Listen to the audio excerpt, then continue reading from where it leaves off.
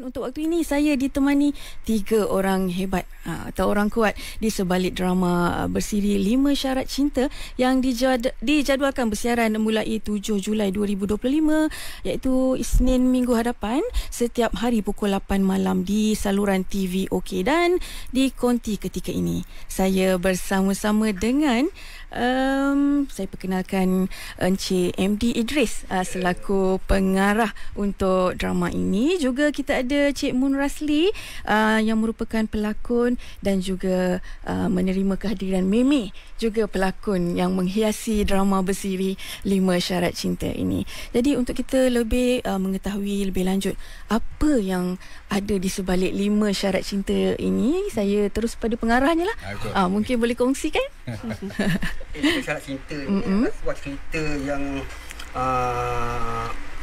lebih kepada komedi, like komedi, di mana kita ada pelakon-pelakon komedi khususnya macam Ropi Cupak, penyanyi Sheila Mambo, Doti, dan ada Adam Shah, Azizdin dan yang lain-lain lah.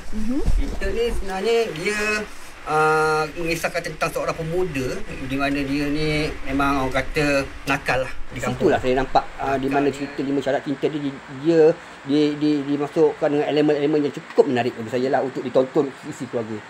Jadi dia banyak berikan orang kata moral, pengajaran untuk khususnya pada generasi sekarang lah.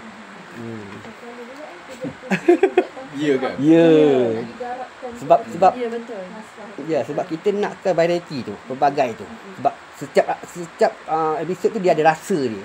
Dia ada touch dia di mana di situlah dia akan menguji kekuatan pelakon-pelakon kita ni, macam mana dia nak deliver satu tanggungjawab tu sebaik mungkin. Jadi saya beruntunglah sebab kita ada pelakon-pelakon yang cukup faham apa kehendak saya sebenarnya. Ya.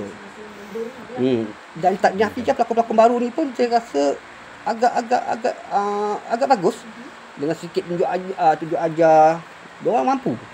Walaupun pada mulanya memang diorang agak tak faham proses syuting tu, dan untuk orang kita tak nak hilang satu-satu babak tu, kita gunakan 2 kamera supaya kita gunakan kamera A, kamera B supaya setiap momen kita ada pakai picture.